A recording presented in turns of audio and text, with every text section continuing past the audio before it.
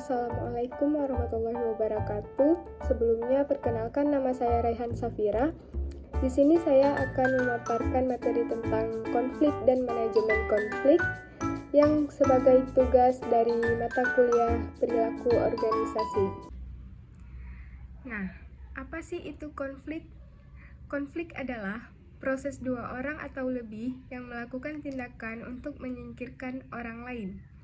Sedangkan manajemen konflik adalah usaha-usaha yang perlu dilakukan dalam rangka mencegah, menghindari terjadinya konflik, serta mengurangi resiko dan tidak mengganggu kinerja organisasi atau perusahaan lain. Kemudian, terdapat faktor-faktor yang menyebabkan terjadinya konflik. Ada 3 faktor penyebab utama terjadinya konflik. Yang pertama yaitu perbedaan pendirian dan keyakinan orang perorangan yang telah menyebabkan konflik antar individu.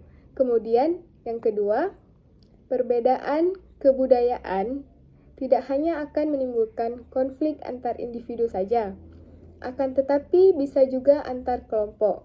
Kemudian yang terakhir, ada perbedaan kepentingan antara individu dan individu yang lain. Kemudian apa sih yang menyebabkan ciri-ciri terjadinya konflik?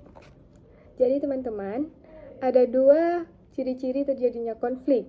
Yang pertama itu, setidaknya terdapat 2 pihak secara perorangan maupun kelompok yang terlibat dalam interaksi yang saling bertentangan.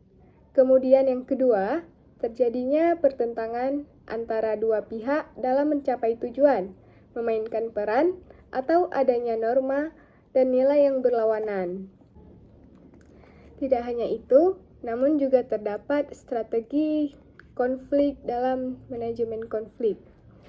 Strategi manajemen konflik yang bisa dipraktikkan oleh perusahaan untuk cara penyelesaian masalah yang sedang dihadapi terdapat 5. Yang pertama, pengenalan. Sebelum mengambil langkah atas apa yang diperlukan, ada baiknya untuk mengenali apa masalah yang sedang terjadi. Kemudian, diagnosa. Setelah mengetahui akar permasalahan yang terjadi, melakukan diagnosa perlu dilakukan untuk mengetahui langkah apa yang perlu diambil untuk menyelesaikan konflik tersebut. Kemudian yang ketiga, menyepakati solusi. Setelah diagnosa dilakukan, langkah selanjutnya adalah menyepakati solusi yang diambil. Solusi yang diambil harus seimbang dan tidak berat sebelah pihak. Kemudian, yang keempat, pelaksanaan. Solusi yang telah disepakati kemudian harus dilaksanakan bersama. Kemudian yang terakhir ada tahap evaluasi. Melakukan evaluasi bersama-sama setelah konflik selesai adalah salah satu strategi manajemen konflik. Dengan adanya evaluasi, konflik-konflik serupa bisa dihindari dari masa yang akan datang. Nah, jadi kesimpulannya yaitu konflik adalah sesuatu hal yang dapat terjadi antara makhluk hidup, individu dengan individu yang lainnya, yang didasari oleh beberapa faktor, namun dapat diselesaikan dengan strategi manajemen konflik. Baik, jadi itulah dia pemaparan materi tentang konflik dan manajemen konflik berdasarkan sumber yang saya dapatkan. Atas segala perhatiannya saya ucapkan terima kasih. Assalamualaikum warahmatullahi wabarakatuh.